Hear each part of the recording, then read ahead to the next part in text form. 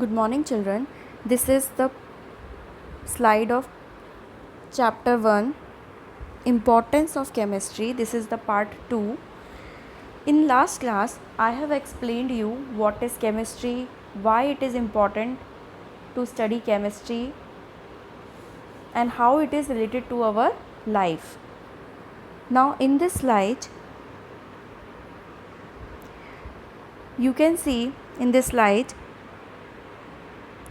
different pictures are given showing importance of chemistry. We are using chemistry in agriculture industry, food industry, petroleum industry, cosmetic industry, nanotechnology, building in construction industry, medicine industries, and paint industry. Now in this class we will study about development of chemistry in detail.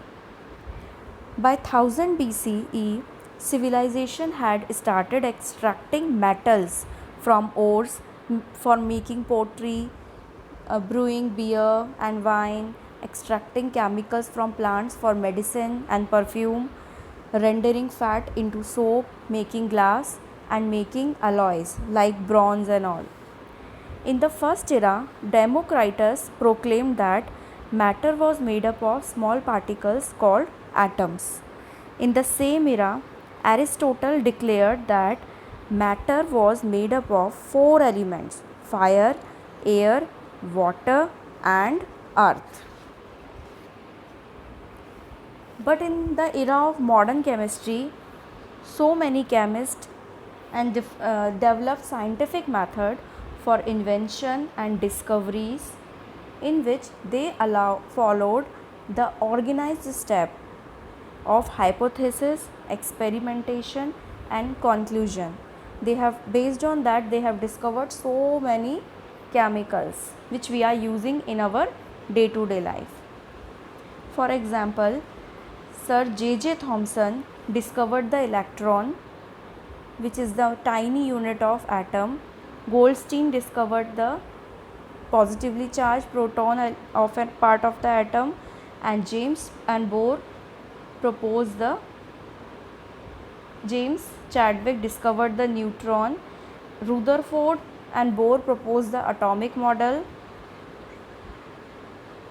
Joseph Priestley discovered oxygen gas. X-ray was discovered by Röntgen, and Madame Curie discovered the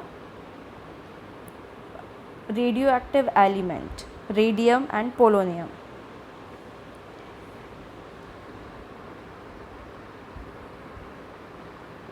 Now in this slide you can see the picture of different scientists.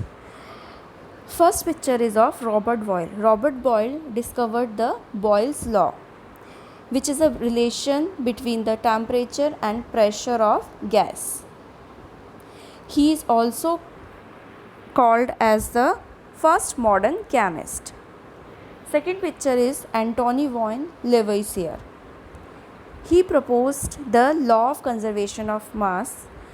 He is the father of modern chemistry. Third picture is of John Dalton. He is best known for introducing the atomic theory. He proposed that all matter is made up of atom, and atom is indivisible particle. We cannot divide the atom. Third slide is of next scientist is Amedeo Avogadro. Amedeo Avogadro gave the Avogadro's laws. Next is Alfred Nobel. He is known for inventing dynamite, which is used for blasting rock and drilling tunnels. Next is Dmitry Mendeleev. He gave the Mendeleev periodic table. Next, fourth scientist is John Wesley Hyatt. He is the main known for the production of celluloid.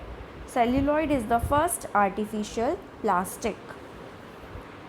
Next chemist is Marie Curie. Marie Curie, along with his husband Pierre Curie, invented radioactive elements called radium, and polonium, and she got the Nobel Prize for that. Last scientist is Mario Molina. He is best known for discovering the ozone hole in Antarctic region. For this, he also got a Nobel Prize in chemistry. Now, what is the application of chemistry in different industries? As it plays very important role in different pivotal role in different industries. First is food industries. Now, in the food industries, what is the use of chemistry? In food industries, chemistry plays a very important role. It tells us about the changes that happen to the food inside our body and how our body uses the food to get energy. It also helps us to analyze the nutritive value of food on the labels of the most packaged food like chips, biscuits, cold drinks, etc.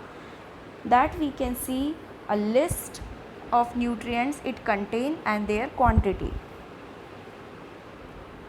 It is also applied in developing food additives. What is the purpose of food additives? There are basically four purposes. First one is it is helpful in preserving food. Second, it is helpful in improving the taste of the food. Third, it enriching food with certain nutrients. And the fourth, it makes our food look good and attractive. Clothing industries. In clothing industries or textile industries, chemistry is involved in the manufacture of many products with the help of chemicals, fibers and all, such as clothes, towels, sweaters, bed sheets, curtains and quilts. For this, it involves a series of processes such as spinning of the fiber, weaving, dyeing and finishing. What is a fiber? A fiber or a thread is a polymer made up of thousands and thousands of monomers consisting of a long chain of repeated units of chemical substances called monomers. You can see the picture also. Some example of natural polymers are cellulose, which is found in the plant body, protein, which is found in our body, and the natural rubber obtained from a rubber tree. Now in this picture you can see they are showing how we can extract cotton fiber from how we can make cotton clothes from the cotton fiber. So by ginning, weaving, spinning, we can make a cotton cloth from cotton fiber. Due to an increase in population and scarcity of natural fiber, synthetic fibers were invented. The first semi-synthetic fiber or artificial fiber, you can say man-made fiber invented was rayon. Rayon is also called as artificial silk. The first fully synthetic fiber which do not have any natural material invented was nylon. It was manufactured using chemicals from petroleum.